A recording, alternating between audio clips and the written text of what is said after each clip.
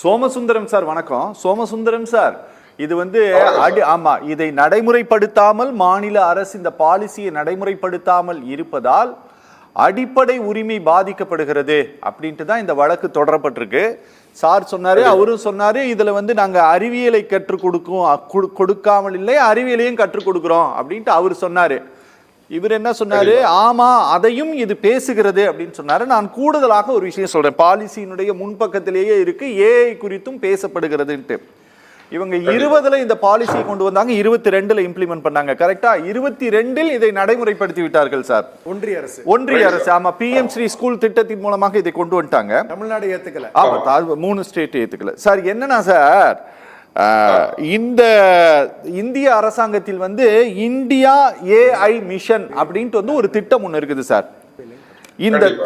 இந்த திட்டத்திற்கு central cabinet ஒப்புதல் கொடுத்த தேதி என்ன அப்படின்னா 6/3/2025 அன்று சார் இவங்க ஒப்புதல் கொடுத்தோம் அப்படின்னு சொல்லிட்டு 2024 கொண்டு வரப்பட்டதற்கு ஒப்புதல் கொடுக்கப்பட்டதுன்ட்டு 6/3/2025 தான் பப்ளிக் பிரஸ் இன்ஃபர்மேஷன் பியூரோ வெளியிட்ட பத்திரிகை செய்தி குறிப்பு சொல்கிறது சார். மொத்தம் ஒதுக்கீடு எவ்வளவுனா 5 ஆண்டுகள்ல இதை இம்ப்ளிமெண்ட் பண்றதுக்கு மொத்தம் 10,300 கோடி ரூபாய் ஒதுக்கீடு செய்யப்பட்டிருக்குன்னு சொல்றாங்க. கவர்மெண்ட் சொல்றது, நான் சொல்றது இல்ல. 2023-24 சார் இப்போ தாக்கல் செய்யப்பட்ட பட்ஜெட்ல இந்த டீடைல் இருக்கு. எந்த தகவலும் என்னுடைய தகவல் கிடையாது. 23-24 சார் இந்தியா AI மிஷன் அப்படிங்கிற ஒரு திட்டத்திற்காக இந்திய அரசாங்கம் ஒரு நயா பைசாவை கூட ஒதுக்கவில்லை. 24-25 திட்டத்திற்காக 500 கோடி ரூபாயை இந்திய அரசாங்கம் ஒதுக்கியது. செலவு பண்ண தொகை வெறும் 173 கோடி மட்டும்தான். இந்த ஆண்டினுடைய பட்ஜெட்டுக்கு ஒரு 2000 கோடி ரூபாயை 1/3/2025 சென்ட்ரல் பட்ஜெட் தாக்கல் பண்ணும்போது இந்தியா AI மிஷனுக்காக 2000 கோடி ரூபாயை ஒதுக்கீடு செய்திருக்கிறார்கள். இவ்வளவுதான். எங்களுக்கு என்ன சந்தேகம்னா சார், 20 ஒரு பாலிசியை டிஃபைன் பண்றீங்க, 22 அதை நீங்கள் இம்ப்ளிமெண்ட் பண்ணி விடுகிறீர்கள். ஆனா 23 அதுக்காக நிதியே ஒதுக்கல, 24 நிதி ஒதுக்குறீங்க, அதுல வெறும் 30% மட்டும்தான் செலவு பண்றீங்க. நீங்க அதே 24 தான் அந்த ஒரு திட்டத்திற்கே நீங்க ஒப்புதலும் கொடுக்கிறீர்கள் சார். இந்த AI அப்படிங்கிற இந்த மிஷன் திட்டம்ங்கிறது என்ன அப்படின்னா சார், நீங்க மக்களுடைய பயன்பாட்டுக்கு எது வருகிறதோ அதை பாடமுறையிலும் சொல்லி கொடுப்பது சார். நீங்க வெளியிலேயே இது வராம நீங்க எப்படி இதை சொல்லி கொடுப்பீங்கன்னு எங்களுக்கு தெரியல சார். இதை எப்படி நாங்க புரிஞ்சுக்கிறது சார்? ஏன்னா இவங்களோட பாலிசியில ஒண்ணு இருக்கு, அரசாங்கத்தினுடைய கோப்புகள்ல ஒண்ணு இருக்கு, பட்ஜெட்ல ஒண்ணு இருக்கு. எப்படி இதை புரிஞ்சுக்கிறது? இது 2020 ஆரம்பிச்சு 2022 இம்ப்ளிமெண்ட் பண்ணி 2023 பட்ஜெட்ல போட்டு இன்றைய வரைய நடைமுறைக்கு கொண்டு வரல. நமக்கு தமிழ்நாட்டுக்கு ஏற்கனவே ஒரு நண்பர் அழகா சொன்னாரு, சமக்கிர சிக்ஷா நிதியும் கொடுக்கல, RTI ஃபண்ட் இன்னைய வரை ஒரு அமௌண்ட் கொடுக்கல. இந்த தீர்ப்பின் மூலமாக, அதாவது இந்த தீர்ப்பை நான் பார்த்தேன் சார், இந்த வரலாற்று சிறப்பு மிக்க தீர்ப்பு. இந்த வழக்கு தொடர்ந்தது ஒரு லாயர் மணி அவர்கள். இந்த தீர்ப்பு என்ன வந்தது அப்படின்னா, JP பர்திவாலா டிஸ்மிஸ் ஆர்டர் தான் நினைக்கிறேன். இது கரெக்ட்டா, அது டிஸ்மிஸ் ஆர்டர் தான் இது. ஆமா, டிஸ்மிஸ் ஆர்டர் தான் இது. அதாவது வரலாற்று சிறப்பு மிக்க அவங்க டிஸ்மிஸ் பண்ணிட்டாங்க. என்ன சொல்றாரு அப்படின்னா, வழக்கறிஞர் மணி அவர் சொல்றாரு, அனைவருக்கும் தரமான கல்வி கிடைக்க வேண்டும். இந்தியாவில் 44 எஜுகேஷன் போர்டு இருக்கு, CBSE இருக்கு, ICSE இருக்கு, IGCSE இருக்கு, ஆந்திரா போர்டு இருக்கு, ஒரிசா போர்டு இருக்கு. அனைவருக்கும் தரமான கல்வி கிடைக்கணும்னு போட்டுக்காரு. அது ஏற்கத்தக்கதுதான், அதுல எனக்கும் மறுக்கிறது இல்லை. அனைவருக்கும் சீரான கல்வி, அனைத்து குழந்தைகளும் இந்திய மொழிகளை கற்க வேண்டும். அதாவது சார், எனக்கு இதுல ஒரு சின்ன ஒரு மாற்று கருத்து என்ன அப்படின்னா, நான் 1 by 1 சொல்லுவாரு. ஒரு 2 லாங்குவேஜ் ஃபார்முலா, 3 லாங்குவேஜ் பாலிசின்னு ஒண்ணு இருக்கு. சரி, ஒரு குழந்தை 3 லாங்குவேஜ் 4 லாங்குவேஜ் 3rd ஸ்டாண்டர்டில் படித்தால் எப்பந்தான் அவன் மேத்ஸ் படிப்பான், எப்ப அவன் சயின்ஸ் படிப்பான், எப்ப அவன் சோசியல் படிப்பான். நீங்க ஹிந்தி படிக்கணும், சான்ஸ்கிரிட் படிக்கணும், இல்ல மற்ற லாங்குவேஜ் படிக்கணும் அப்படின்னா இங்க சோசியல்லாம் வேண்டாமா, வெறும் லாங்குவேஜ் மட்டும் போதுமா? இது ஒரு கேள்வி. இது அழகா தெளிவா என்ன சொல்றாங்க உச்ச நீதிமன்றம், அழகா டிஸ்மிஸ் பண்ணிட்டாங்க.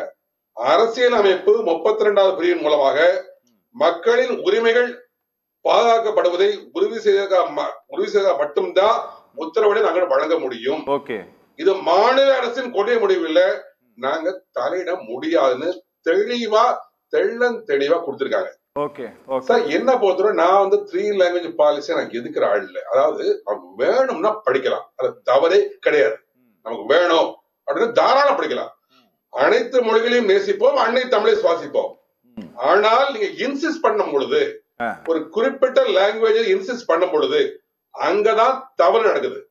நேஷனல் எஜுகேஷன் பாலிசியில நிறைய திட்டங்கள் கொடுத்திருக்காங்க. நிறைய பாயிண்ட்ஸ் எல்லா கல்வியாளரும் ஏற்றிருக்காங்க.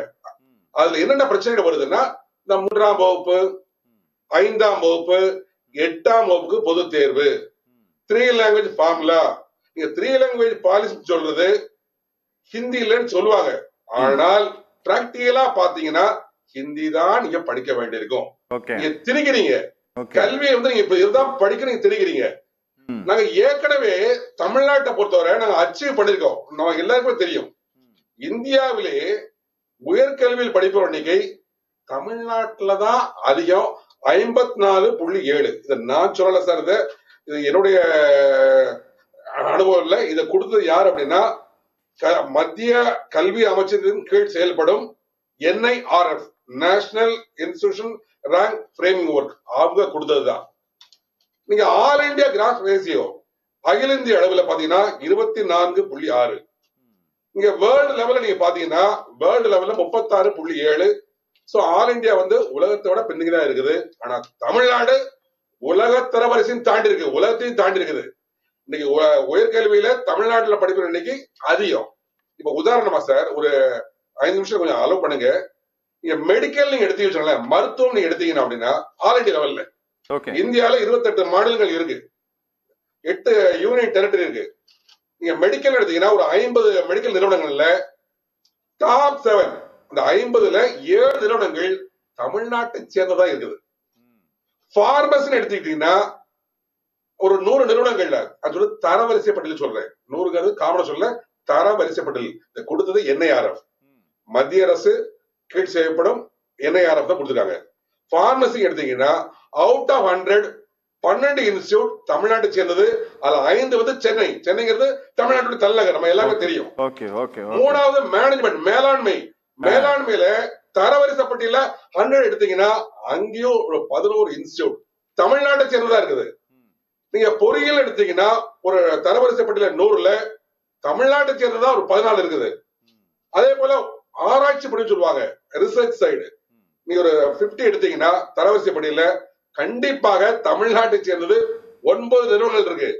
நீங்க ஆல் இந்தியா லெவல்ல காலேஜஸ் எடுத்தீங்கன்னா அவுட் ஆஃப் 100 37 காலேஜஸ் தமிழ்நாட்டை சேர்ந்த கல்லூரிகள் தான் வருது.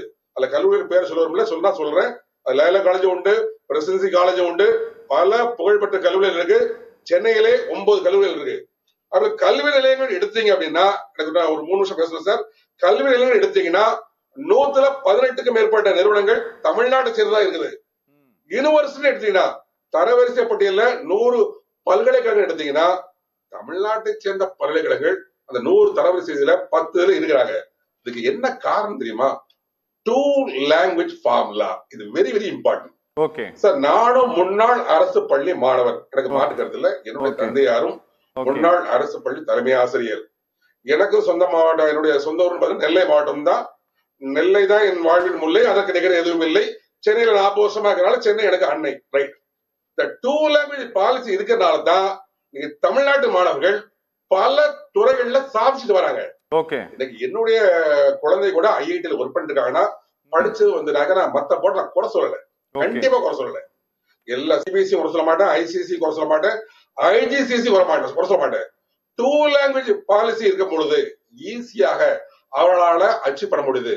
வேணுங்கிற நேரத்துல தாராளமா ஹிந்தி படிக்கலாம், சான்ஸ்கிரிட் படிக்கலாம், ஜெர்மன், வெளிநாட்டு மொழி, நிறைய மொழியில படிக்கலாம். நீங்க என்ன பண்றீங்க? கம்பல்சரியா நீங்க 3 லாங்குவேஜ் படிக்கணும், அதை இன்சிஸ்ட் பண்றீங்க. அடுத்தது 3ஆம் வகுப்பு, 5ஆம் வகுப்பு, 8ஆம் வகுப்புக்கு பொது தேர்வு.